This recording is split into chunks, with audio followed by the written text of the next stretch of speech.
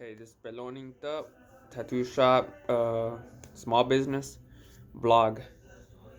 My tattoo shop is located at 9311 Gulf Freeway, Houston, Texas. If anybody's curious, this is going to be the first vlog of a mini series, you can consider it. It's just saying the process of what it took me to come into this industry. I've been doing tattoos since like probably like 2008, since I was in high school, but I was just doing it on the side. It was just a side hustle. I never took it really serious. I was working in the chemical plants the most of the time, and it's dangerous, you know. I've been doing the chemical planting for a long time. I've been doing catalyst and boilermaker work, and I just recently saved up some money and got tired of what I was doing in the plants and decided to open up a tattoo shop. I always knew it was going to be difficult, so throughout the years, I just started buying tattoo equipment. That's something I learned through my dad. And in this mini series, it's something that I'm gonna show y'all how I came to be and my process and my the way I'm taking things on. It's like really giving y'all a piece of my mind so that y'all could do it differently. Y'all could do it better. If something I can help y'all with, y'all can always ask and I'll read the comments. So to open up this tattoo shop, it actually took me somewhere around. So I saved up somewhere around 14,000. People were telling me you could probably do it with 10, but it's always better to have some cushion money. The square footage of the building that I'm in is 1,095 square feet, and they usually give you a price anywhere between like $1.15 to like $2 or $3, depending on the square feet and depending on its location. This one's actually in a prime location. I'm off of 45, but since I'm telling y'all the story, before I actually got into this location, I was actually calling everywhere on 45. I probably called maybe like 15 places, no lie, and all of them were stupid expensive. They were anywhere between 20, like 2,000 to 25. I was like, damn, that's way out of my budget. Because my mentality was when I was working in the chemical plants, that's a full-time job basically, but I was subcontract, so I'd be doing shutdowns 2 months, 2 months, 2 months, so I could do this and I'd never have to give it up. I could always do it on the sides, do it on appointments. And even when I was doing an appointment, still working, coming back up from shutdowns, I was somewhere around averaging 1,500 on just appointments. So I thought to myself, as long as I could get a building and I can 1,500, as long as I'm not over that budget, I'll be good. There's a lot of things I didn't know. So there's these things called NNNs, like triple N's, and those are typically like, I guess, the area you're in. You're gonna get their taxes. You're gonna get like schools, bridges, uh, just like net charges. In other words, that's actually really expensive right here. So right here with insurance, triple N's, and just as far as lease goes, first month, second month was 3,300 to get in the door. I had a So I got lucky finding this location after calling 15 spots, and I got turned down because they were all stupid expensive. And I had ended up finding a spot somewhere in Pasadena. This is out of Houston, Texas. But the guy ended up finding this one, so I'm gonna consider it a blessing. And I'm still in here, and I'm grinding, trying to get it. And since I've been open January officially with the permits and all, you have to have a fire marshal come in here and check out the building just to make sure it's up to standards. You get an occupancy permit, and that's about 480. They come in here, do plumbing, electrical, and structural. Everything was up to date. I redid the whole bathroom, so I really need that to get it checked out. My friend actually helped me with the bathroom. The material in the bathroom, just on the wall, I'm gonna show y'all eventually on other vlogs. Just on the wall, you're looking at around somewhere around 850 or something like that, just on the material, not even including the construction. The construction, my friend actually helped me out, so he did the whole bathroom, but he still helped me out doing the tile on the front of the office, doing the tile, make sure it looks right. And since it had carpet, it was like 3 days were just to pick up the carpet because it was stuck on the concrete, and it's 1,000 square feet, and really I didn't hire nobody to do it. It was just me and my friend.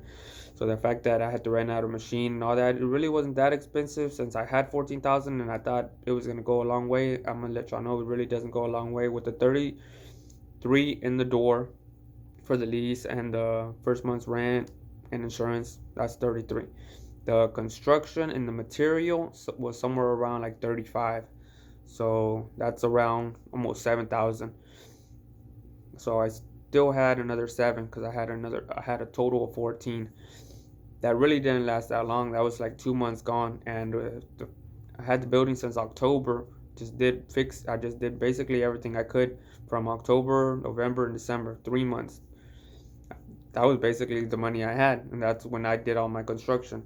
I Within that frame, I still had to get a health license. A health license was like 1,300 in Texas to do tattoos. You can get it as a bundle instead of paying 800 by itself for the piercing. I got it as a bundle. That was a $500 I didn't have to do right away because I'm not a piercer and I haven't yet hired a piercer. So that could have gone somewhere else. Another thing is, so after the health license and the piercing license, I got the occupancy permit. I was ready to go. You're ready to do business now, right? So commercial electricity is something y'all really want to think about. You really don't want to tell them it's commercial electricity. If it's possible, just try to get electricity and don't tell them. You're gonna tell them the address. Tell them the address. Tell them you're running an office. You know what I mean? But so I ended up telling them it's commercial electricity and everything for 1,000 square feet, which is right around like a normal apartment, an average one-room apartment. It was around 300. Stupid amount of electricity. I've gotten it down almost to a science to where now I only pay about 200, so that's $100 difference from 300. But still, it's high. So things that I was doing wrong when I first came into the business, the AC, I would typically turn it off when I would leave, thinking that would save money. Now it's on auto. Typically keep it between two temperatures. It's usually at 70 auto, and then it's always fresh and cool in here, being that it's a small spot. So 70, cool and auto. And another thing is Comcast. You really don't want to get commercial Comcast. Another stupid thing I did was get commercial Comcast. When I got commercial Comcast, I was paying somewhere around 150 a month. Added to what I was currently paying. So currently my lease was around, right now what I'm currently paying each month is around 1,700 plus commercial electricity was like 300. So at 17, 18, 19, 2,000. And then Comcast, that was like 150. That was like 2,200, something like that. It was stupid. I was like, nah, I can't keep doing this. So I've managed to lower my electricity to 200. I don't use commercial Comcast at all right now. I have T-Mobile and I have two phone lines. So I have one strictly for tattoos and then I have one for personal line. And I get a lot of, sometimes when I work, someone comments to me on a personal line and I have to answer because they may send me out for 2 months or so to go work at the chemical plants. And I personally think it's a good way to fund your business until it's up and running, because there's going to be a lot of advertising. If you talk to anybody who's an entrepreneur, they're going to tell you the best thing you can do for your business is advertising. You cannot stop advertising. This is why I'm blogging. This is another thing that I'm going to sell. Well, not sell, but give you for free. In other words, a lot of people think that having a business, you're going to sell everything. No. The best thing you could do for a personal business is give something free. Give the consumer something that they can really take home and grasp. The fact that I'm vlogging and I'm helping y'all open up your own business, whatever y'all plan on doing in life, man, if you could start buying the equipment, buy it right now, because the day you do plan on doing it, it might be so fucking hard to just go out and do it, because money doesn't grow on trees. I had to work a lot of years in the plants before I did this, and even then I had the opportunity to do it before, and I had gotten into a relationship where I had gotten engaged, and really just things was all fucked up and went down the drain. And that's where I'm at now in life, and I'm growing up and I'm learning, and we're gonna see where it goes. This is a journey that I'm sharing with the world.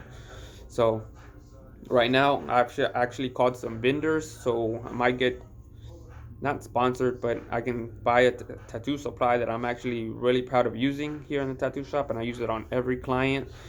And if you become a vendor, you pretty much just get their tattoo supplies at a really great discount to where you could sell it and then you could start profiting. I'd be the first in Houston to do so. I'm not going to tell y'all what brand I'm using right now, and but y'all can look for that in the future. That's something that I plan on doing, making my tattoo shop different and standing out. I currently, my tattoo shop minimum here is $50. As far as a business, I think that's really good to hold your standards, because there's a lot of places that are ghetto as fuck.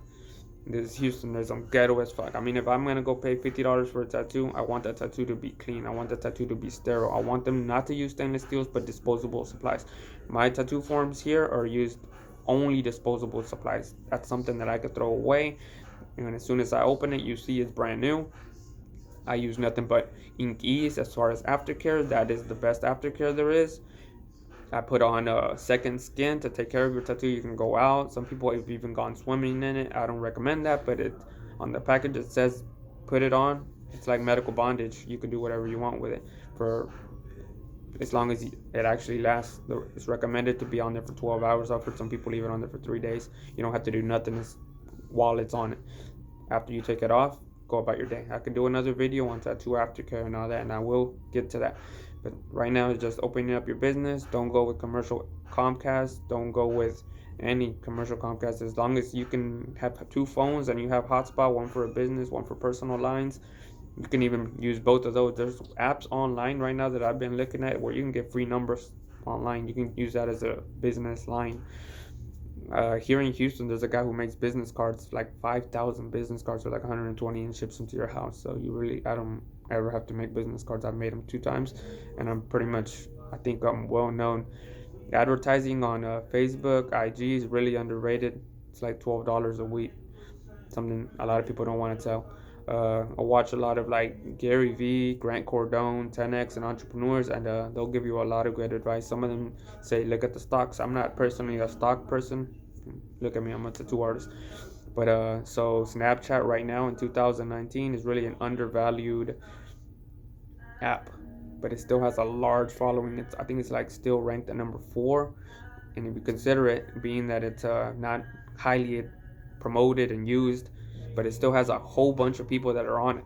So their advertising is actually extremely cheap compared to like $12 on Facebook, and like I forgot what Instagram is.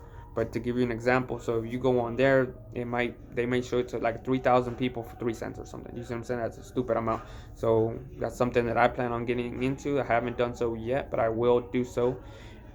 Other things that you want to look into, dropping off your business cards, like me. Whenever I first opened up, actually there's one, two, three, probably like 7 hotels right here just on my way home from my business.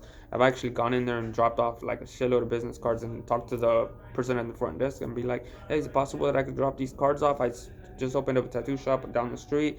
I'm a new business and I'm doing a lot of promotions. And they're like, oh yeah, thank you. They shake my hand. I talk to them. Oh, my sister wants to get a tattoo. Boom, boom. Start a little conversation. Do what you got to do to get your foot in the door. They're welcoming you in their businesses, and even take a stack of their business cards and tell them, can I put them in my business? They feel a lot more welcome to keep yours because now they think you have theirs. I really do though. I've actually put other people's business cards in here because it doesn't affect you any to help other people, and other people will help you as long as you associate yourself and carry yourself professionally. So uh, that's about it for now. I'll let y'all know where I'm doing and where it's going, and I'll upload more videos more frequently. Thank you. Peloninkedup.